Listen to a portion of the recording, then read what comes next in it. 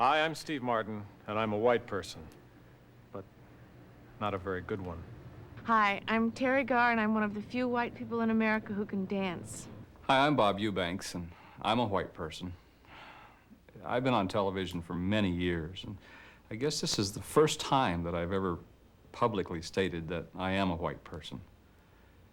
This is difficult for me, but I guess that if it'll help any young people who are struggling with their whiteness, then it's worth it for me.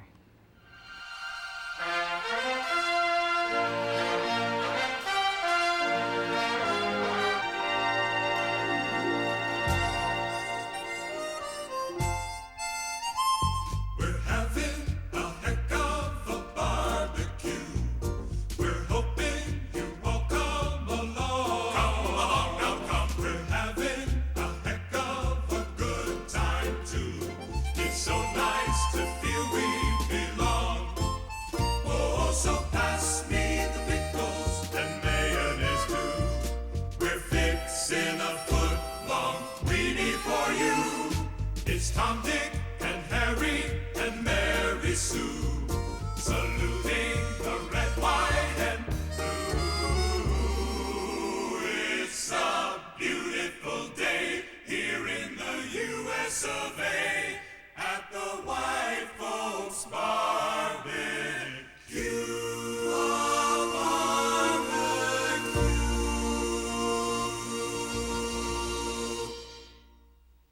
Hello. My name is Martin Mull. Thank you. Please sit down. It's my pleasure to be your host tonight on our journey into whiteness. Over the last few years, the media has focused its attention on many of America's diverse ethnic groups, and we all watched. Yes, we all watched as Roots brought the black man's heroic story into our homes. Who could ever forget Ben Vereen as Chicken George? Have you? Me neither. And we all watched as Mario Puzo's Godfather splattered itself all over the silver screen. And expressions like Goomba, pasta, and I'm your fucking brother, what is this? Became household words. Shogun, the real story of the Japanese, starring Richard Chamberlain. And for a couple of wacky half hours that always ended with a message, AKA Pablo, Norman Lear's look at the Mexican American at home. All fine shows, all fine people. But what? What may we ask? What about the white man? We live here too, don't we? What's our story? How does it start? What's the middle part?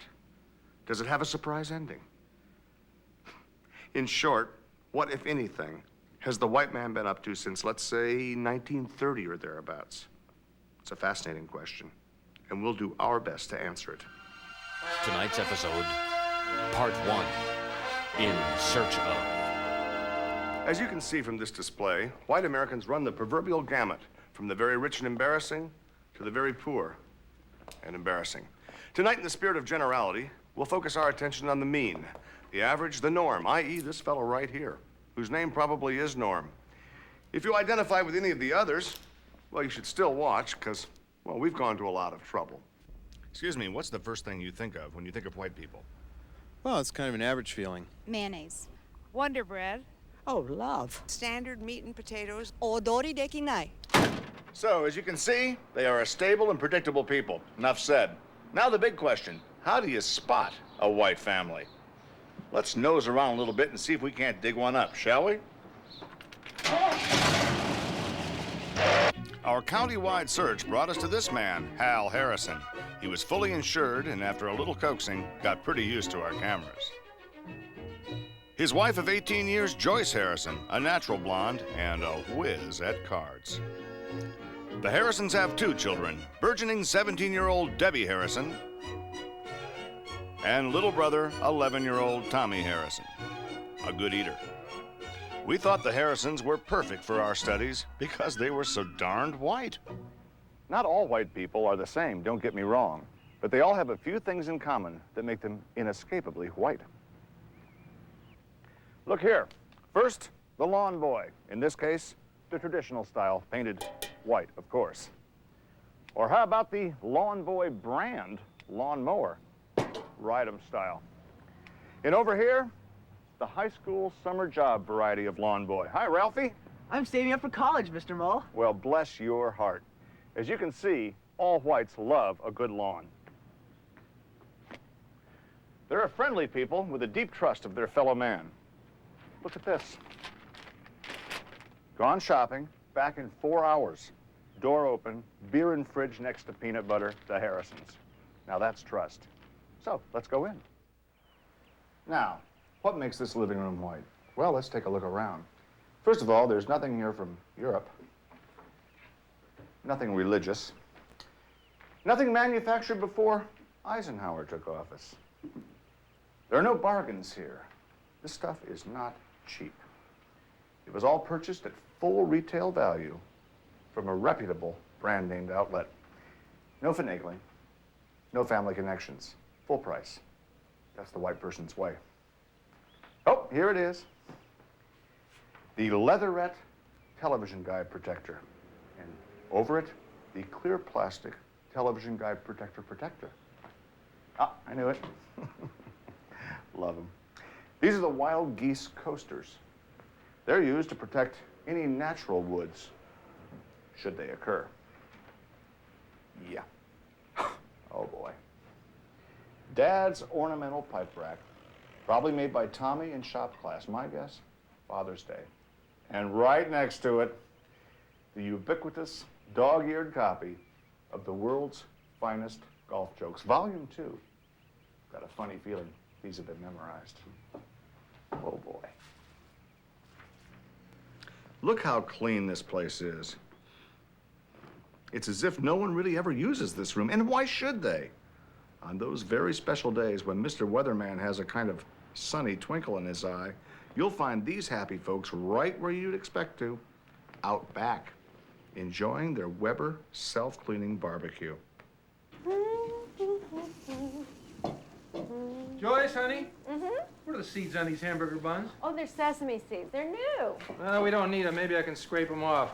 Oh, listen, honey, can I borrow your mayonnaise? I'm making my famous potato salad. I've got the potatoes and the onions and the pimentos and the gherkins, and oh, here it is. Oh, honey. Don't you have your own mayonnaise? I finished it at breakfast. Well, borrow some of Tommy's. He's got plenty.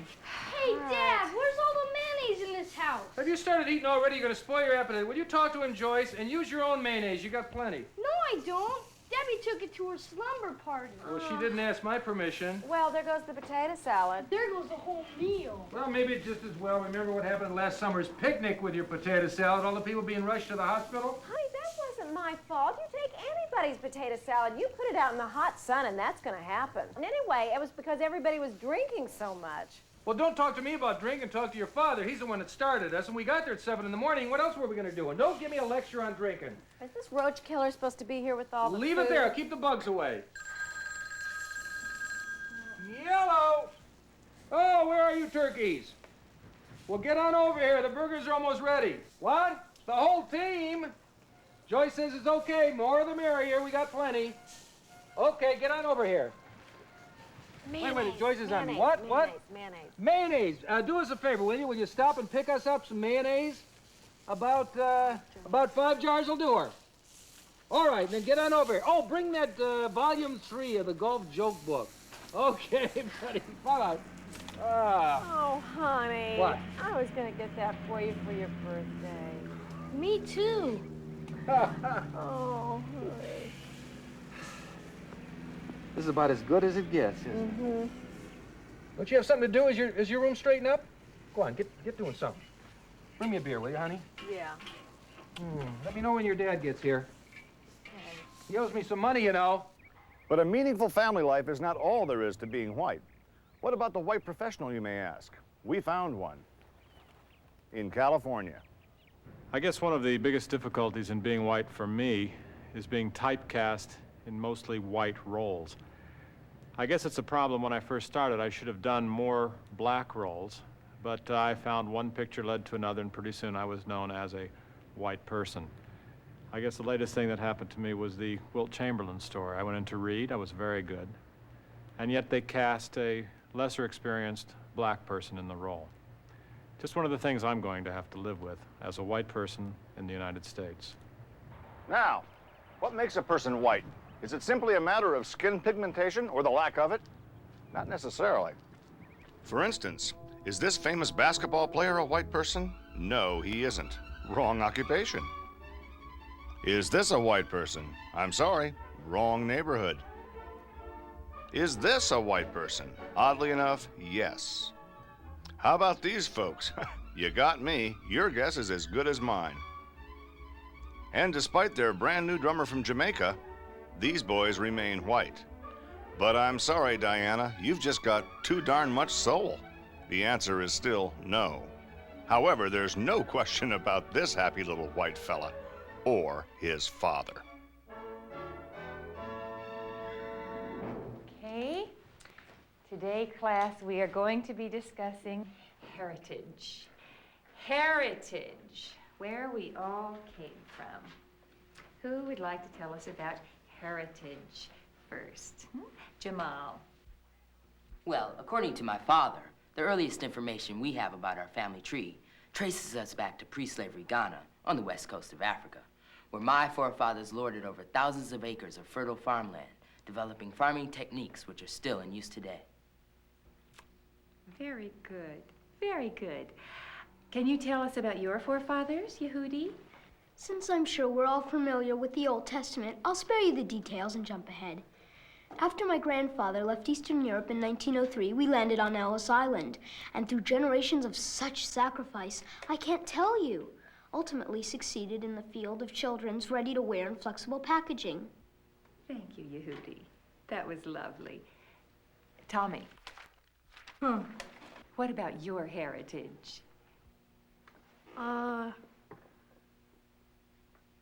First we lived on Maple Street, and then we moved on over to Elm Street, where I finally got my own room. Is that enough? Yes, that's just fine. Well, I hope you keep that room spanky shiny clean. Are you kidding?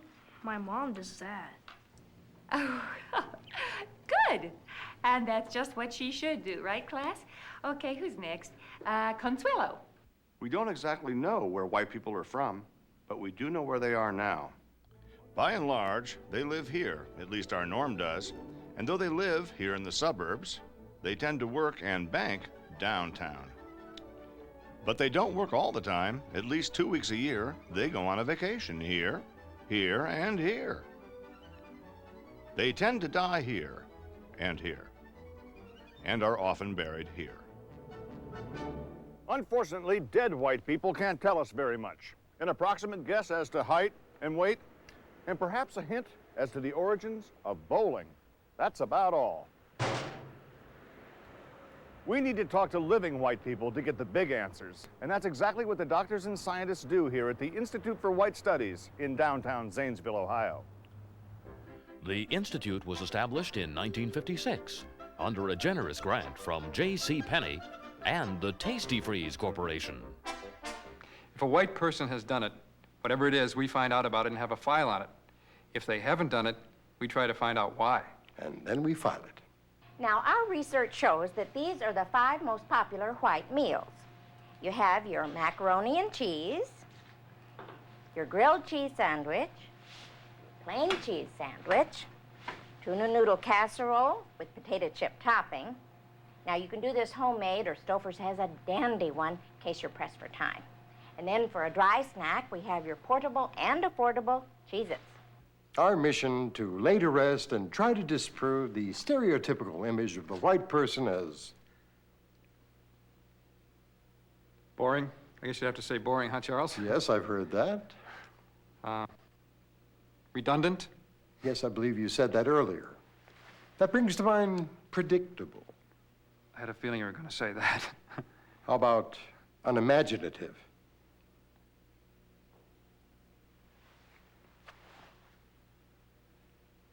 With experts of this caliber at our disposal, we had very little trouble convincing the Harrisons that being tested and analyzed here at the Institute would not only increase the quality of their lives, but the quality of our show as well. The Institute has spent years researching white likes and dislikes in areas like man-to-animal relationships and household pets. religions, nonprofit, and call-in. Pant legs, cuffless with a slight break, or a good old grass catcher with a little leg. Using methods originally developed by NASA for just these purposes, we monitor their every natural move. For instance, how the Harrisons go to sleep. Mutual affection, very good. A great deal can be learned by examining their dreams. Hold up all the way to the chin. Yeah, shoulder exposure. Here you are, Mr. and Mrs. Harrison. It's all yours. And thanks to winning the Publishers Clearinghouse sweepstakes, the mortgage is taken care of. I can't believe it. And it paid for the carpeting, too. We're going to be here for the rest of our lives. And their nightmares. Hello, new neighbor. Welcome. See you at the Safeway. Oh, shit. Dancing Q-tips. Honey, I think they like to be referred to as towel heads.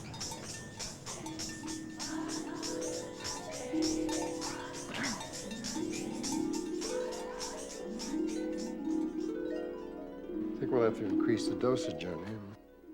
By now, I hope you've come to realize, as I have, that the white person is a truly fascinating individual. But as they say, no man is an island. Hawaii is an island. Manhattan, Capri, Treasure, Fantasy, these are all islands, a small body of land completely surrounded by water. The point I'm trying to make is that the white man, like all men, is a social animal. White people thrive in groups, from the PTA and the DMLA to the Joint Chiefs of Staff. But nowhere is the beauty of white people acting in concert more profound, more fundamental, and yes, I'll say it, more heartwarming than the basic family unit.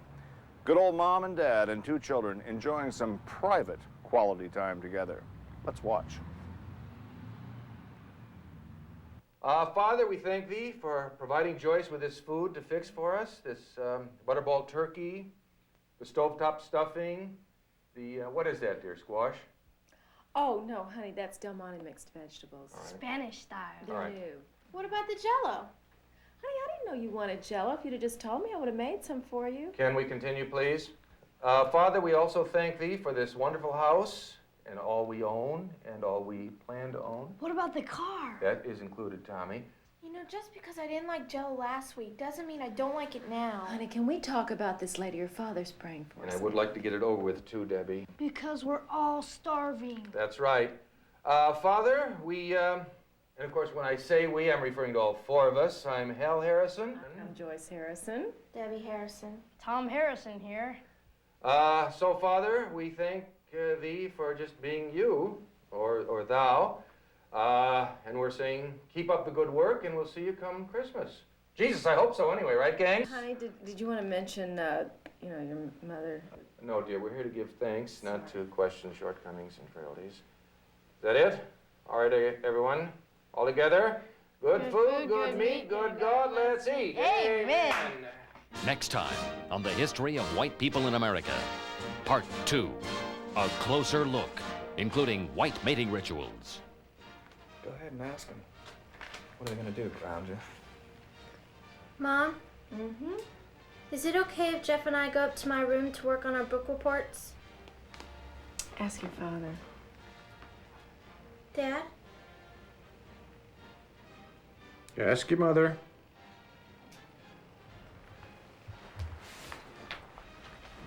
I'm worried my mom's gonna hear us. Just put a pillow over your face, like last time. And the bizarre world of white sex. Did you see Johnny last night? Yeah. That girl he had on? What monstrous tits. Oh, boy, I'd love to get my hands on those suckers. Yeah, you and whose army? No, I'm not kidding. Yeah. What, do you think those are real? No? Couldn't be. They bobbled like they were real. Well, sure, they do that, but I saw her in a show last week and they were different. Whites After Dark. Honey, I'm worried. It's after 2 a.m. and it's awfully quiet in Debbie's room. Oh, relax, honey. They're both good students, and a good book report can take hours. Go to sleep. Maybe some NyQuil. And finally, whites in conflict. There are only 2 legs on a fucking turkey, Tommy. Give your sister a bite of your drumstick, for Christ's sake. I don't want any. This stuffing is dry every year. It's like dog food. I think everything needs more salt, don't you? Why do the vegetables always have cheese sauce? Honey, that's color. I hate this meal. Your mother worked hard to prepare a nice meal, young lady. Now show some appreciation. You hate every meal. You're anorexic. Tommy. I like Jell-O, dorkhead. Nah. Hey, how come she gets to leave without being? I think Dallas is losing. I better check this out. Honey, save room for pumpkin pie. We've got Cool Whip. No, we don't. I ate it. Tommy.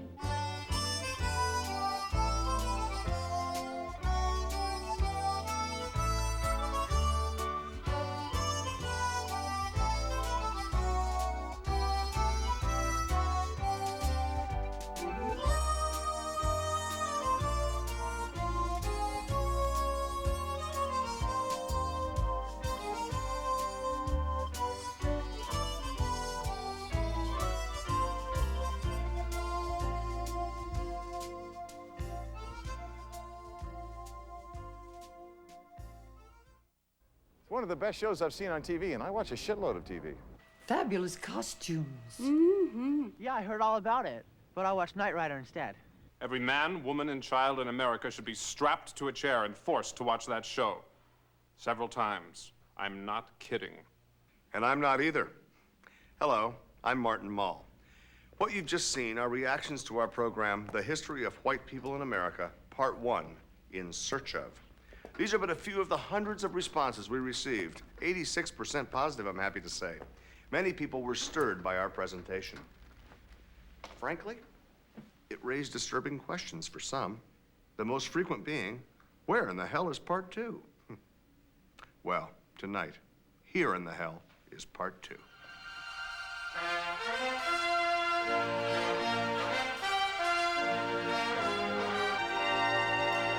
Tonight's episode, Part 2, a closer look. Last time, we got a good idea of who the white American is. Tonight, we're going to try to find out why. Why does he act like that? Why does he dress like that? Why does he think like that? And why do we care? We're here in the home of Hal and Joyce Harrison, the white family we targeted for investigation in our last program. As it turned out, we loved them. They loved us, so we came back for more. And shit. For Hal Harrison here, I think being filmed for our show and discovering his whiteness in the process was a real eye-opener. You bet it was an eye-opener. That's all anyone down at the office talked about for a couple of weeks. It was white this and white that. They even started calling me Whitey. I think everyone must have watched the darn show. Except us, of course. We missed the last half. Our set crapped out here. Oh, Christ, these are all Phillips heads. Joyce! Hal and Joyce's oldest, Debbie Harrison, parlayed her new sense of ethnic confidence and celebrity into the vaunted position of student council president. Next item on the agenda, gym clothes. I say that anyone caught wearing street socks to gym is expelled permanently, okay? It's a law. Next, deodorant dispensers in the bathrooms, especially the boys. All in favor? Next, Spam sandwiches in the cafeteria every day. Any discussion? 11-year-old Tommy Harrison was a little too young to fully comprehend the concept of his white heritage. Of course, at his age, he's too busy being white to think about it. You're Japanese. No, you're Japanese. No, you're Japanese. You're Korean. No. But the biggest change of all occurred with Joyce Harrison. She was determined to help other white housewives find themselves, as she has found herself. We meet every Wednesday afternoon at my house. At first, it was just me and Irma. But then, before you knew it, we'd recruited everybody in our Amway group. Just put the casseroles up there. The first order of business is the casserole assignments for next week. Yeah, well, Okay? whoever made the tuna casserole last week, I think that was Irma. Irma? Yeah, It Irma was, made it. you know. It was way too spicy. I don't know. It was a little peppery. Well, I've been making it Years. Just like this. Pepper's a binder. You know, it's all right if you're having a little digestive problem, but, you know, you have to use a lot of white sauce and Mushroom soup. That's Well, exactly you know, right. I mean, It was good. All right, good. fine. Okay, Look, yeah. I hate to argue. Let's just drop it, okay? Oh, wait a minute. Irma hates to argue. Ah. Irma, do you think that could have anything to do with your being white? What do you think? There you go. Yeah. Okay, come on. Why don't you stand up and tell us about it? Come on. Okay. Oh, come on, Irma. There she goes. I'm Mrs. Thomas Clark. Irma to you. And I'm a white person. Hi, Mrs. Clark. I've just begun to realize that there are just a whole lot of things that a white person like me doesn't like. And arguing is right up there. Yeah. I also don't like parallel parking. Oh, honey, I identify. You do? Yes. Murder. I It's need to get a smaller murder. Yes. I thought I was the only one. Another thing I don't like is not being appreciated by my husband when I'm just doing my darndest to keep my home clean and pretty. Right. Go with it, Irma. Honey, with don't it. sit on it. Go Let with it out. Let it out. Well, it's gonna sound silly, but I bought this little chenille toilet seat cover for the powder room. Oh, And Tom says it's too puffy, and the lid won't stay up when he has to go #1. Why can't he hold it up with the other hand if it means a prettier bathroom, right? Irma, What? is it permanently attached? No, it just ties in the back, you know, with one of Then those you could snap-on remove it. bow Yes, things. yes, of course. It's just darling. Irma, precious thing. you could remove it then, But right? why? Wait a minute. Why should she live without it? I mean, it's part of a match set. And a man wants a nice home. She's trying to make a nice home. Men, they expect this. They get it from their mothers, and they expect it from us. They're full of unrealistic expectations. And then when you try to fulfill them, there you are. You're trying to, you know, please Peter and pay Paul, and you can't do either because he's wanting this and wanting that. He wants a nice bathroom, yet if it's in the middle of the night, then he gets upset if the thing comes crashing down on. So what? That's so right. What? He wants it to look nice in the daytime and be nice at night. You can't be both. No, Can't be both. It's I here? believe Who's Irma has the teamwork? floor. Irma, go. You could live without it, right? Yes. No. No, I don't want to. I don't want to live without it. I like it. It's pretty. Good. It's pretty, and it's paid Go for it. for. Tell us, And Irma. it's a statement about me. Yes, right? And my whiteness.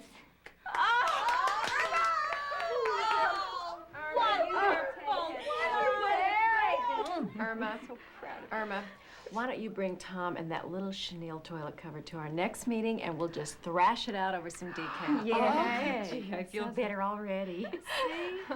It's not that hard being white, is it? No. Oh, good. Okay, who's next? Oh, that's enough chit-chat. Why don't we eat? Yes. Good idea. I'm going to take my coat off. Wonderful. I have a good appetite with that. Now use your microwave. I would never use mine anymore. Because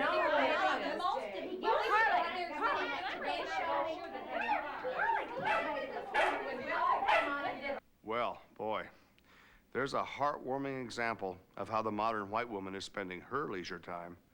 But what about her male counterpart? What the heck is he up to when he's not at the office? Like all healthy Americans, he has a passion for sports. He plays croquet with a vengeance, tennis with his boss, horseshoes with the neighbors, and canasta with some sauce.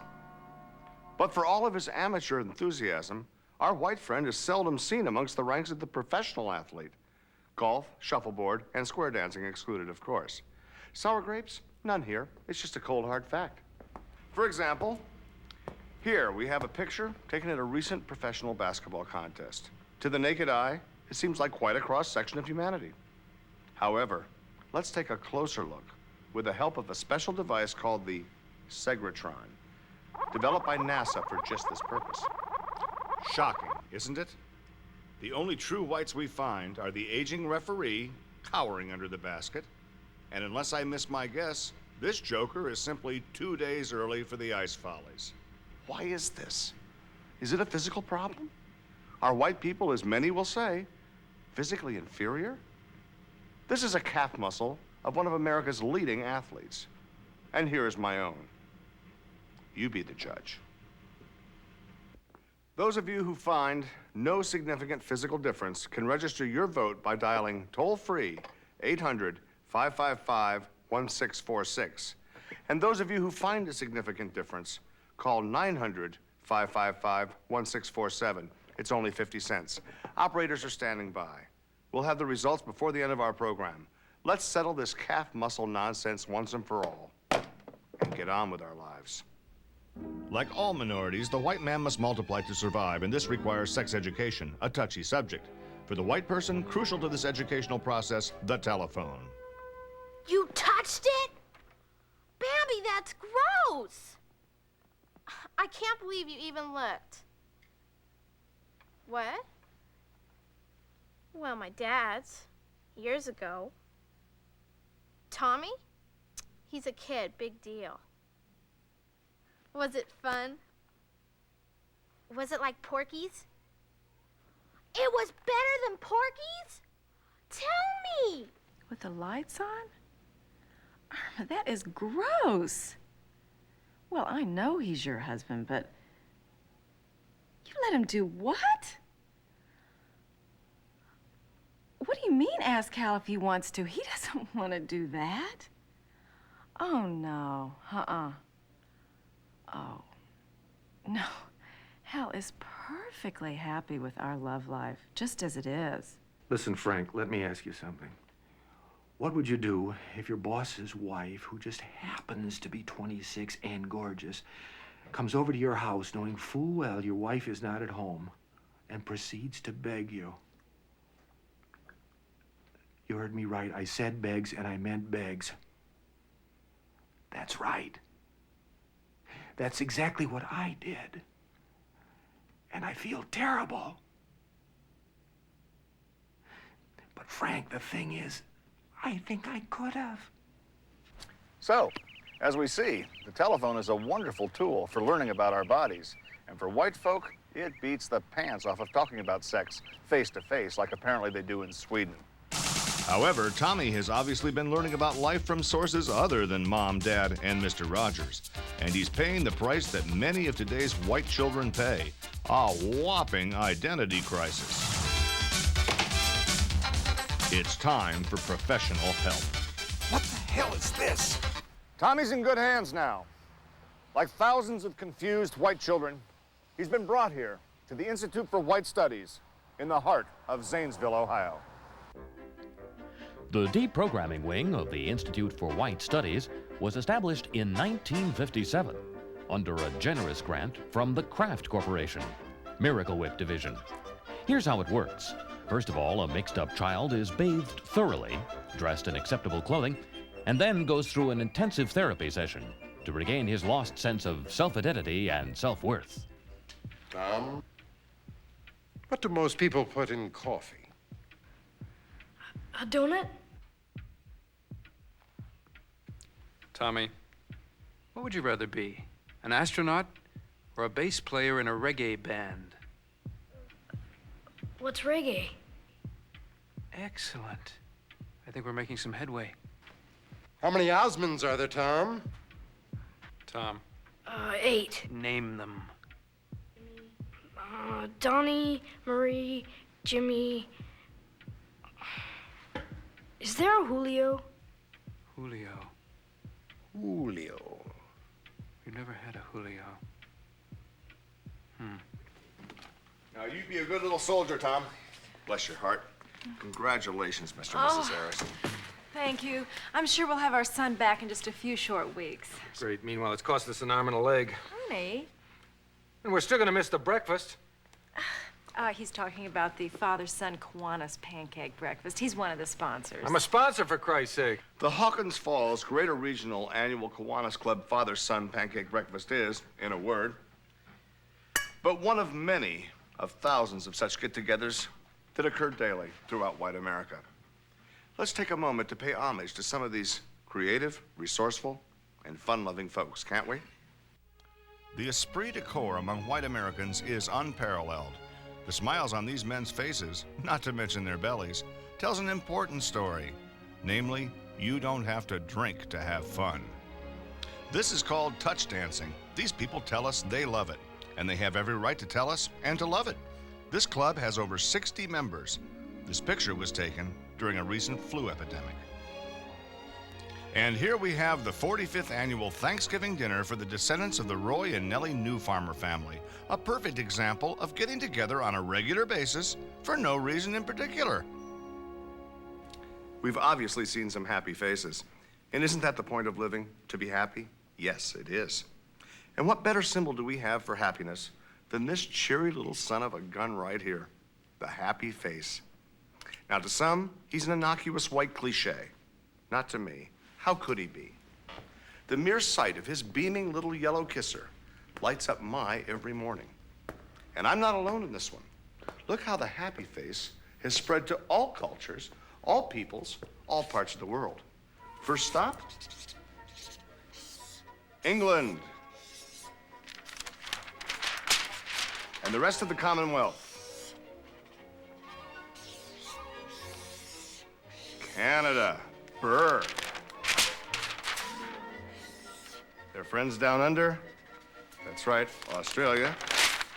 And I believe they still own India, along with Union Carbide. I'd have to check. Then there are friends in Europe, the Italians. Beautiful Italy. And that's deep dish. They're friends and one-time allies, the fun-loving and beer-loving German people, hopscotching the world to our friends in the Orient, the Chinese, their neighbors, the Japanese, and everywhere else on this great earth of ours, from Israel to, you guessed it, the dark continent, Africa, all the way to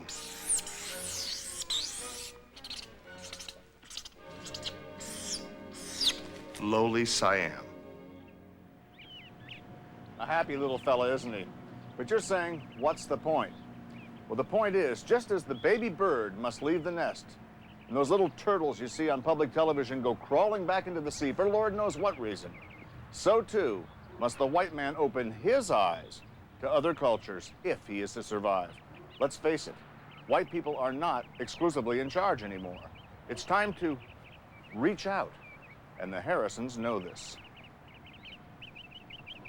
So let me get something straight, Sid. They're not really princesses like in London or Monaco, huh? No, that's just in our jokes, my new friend. Oh, yeah, sit down, take a load off. Thank you. Hey, you got another little hat on under that hat, huh? This is a yarmulke. That's right, Yamaha. It's like the motorcycle only with a K, Yamaha. Yarmulke. Remember it however you need to, Hal. Uh-huh. Tell me, is it only on special occasions that the kids put those little propellers on it? We don't do that. Oh, no? No. Ah. Well, they also make very good pianos. Who does? Yamaha, our Japanese friends. Oh, I did not know this. I knew about the Steinway, I knew. Well, of course, Steinway, that'd be your people. Yeah. Anytime there's a chance to make a buck, they jump in their feet first, huh? It's an excellent instrument. Yeah, well, we got a cheapie over there. Yeah. It's a fine tone on a Steinway. You know? Could Fine. you get us one, like, discount, wholesale? I would have to make a few calls. Hey, this is terrific. I think we're gonna have a great relationship here. I'm glad we met. I as well. It's a Geschnacke feeling. You said it. Took the words right out of my mouth, my friend. Yeah. Let me ask you something else. What are these little things called? Oh, these are payas. Pay us. What else? Pay us by the 15th or we'll repossess, huh? Oh, no.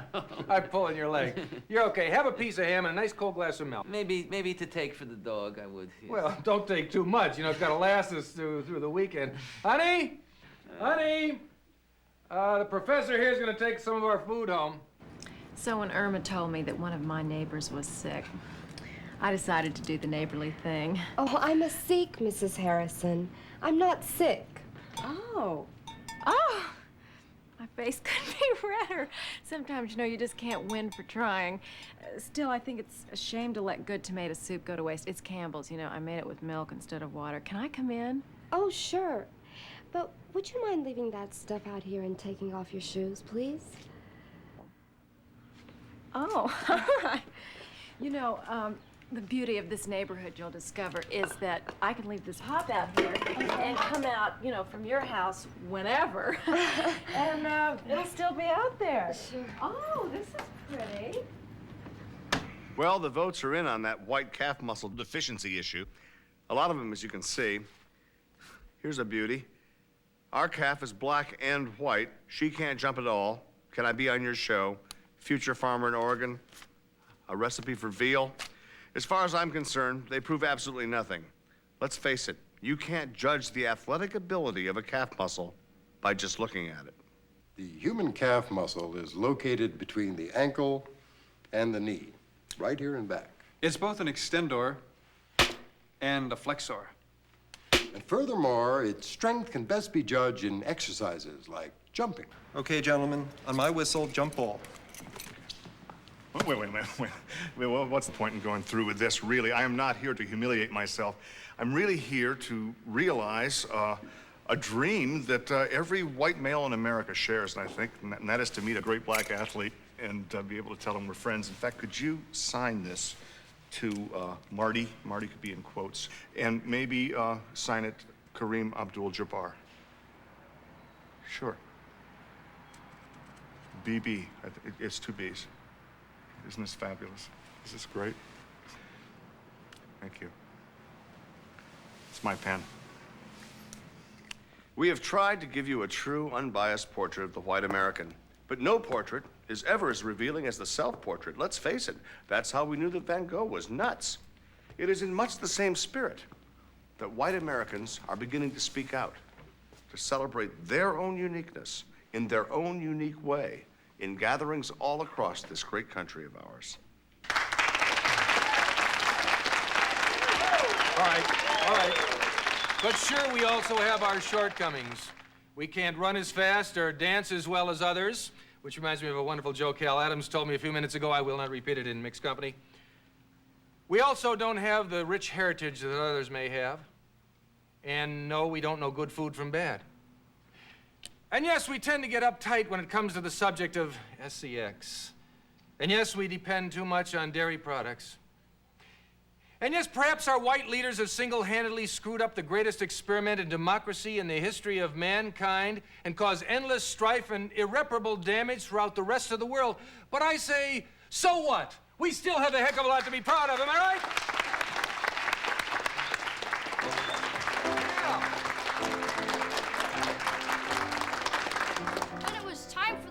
To roll up its sleeves and give Der Fuhrer a licking he'd never forget.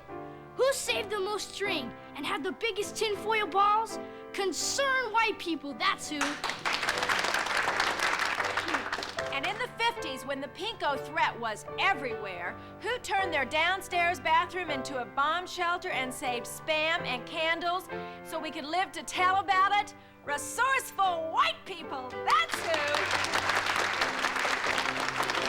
And when John Fitzgerald Kennedy, an Irish Catholic, ran for president in 1960, who organized all those barbecues and picnics?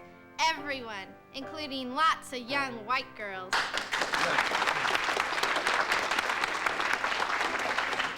And when Lee Iacocca, an Italian immigrant, and his Chrysler Corporation almost went belly up due to a lot of Japanese imports, who bailed him out? Every American taxpayer, that's who, many of whom were white and couldn't have cared less and had the money taken out of their paycheck without even knowing about it. We're proud of our scientists. We're proud of our professional people. Our friends and our neighbors. Get up here, Hal Adams, Jack Lambert. In conclusion, I'd like to leave you with something my father used to tell me when I was just a lad, and I think it pretty well sums it all up. And I'd like to quote, "The flag that waves above us all is mainly red and blue, but we wouldn't have stars or half of its stripes if it wasn't for the white part, too."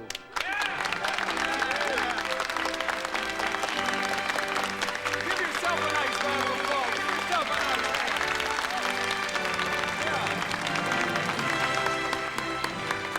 I couldn't have said it better myself. In fact, there's really nothing I can add to this stirring presentation except to thank you for joining us and to wish you all a great weekend, whatever you are. I'm Martin Mull. So long. Stick around. The ladies tell us we have a great spaghetti dinner and the little individual ice cream cups you asked for.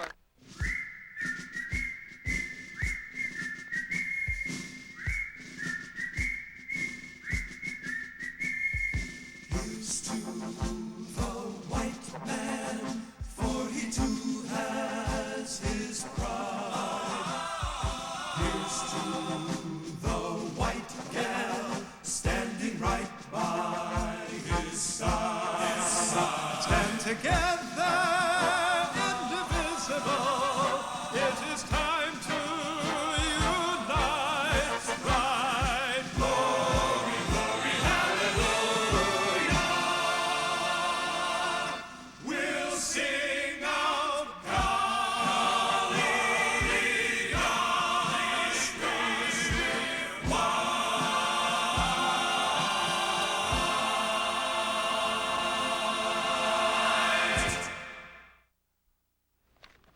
Hi, I'm Marion Ross. Didn't you enjoy that program?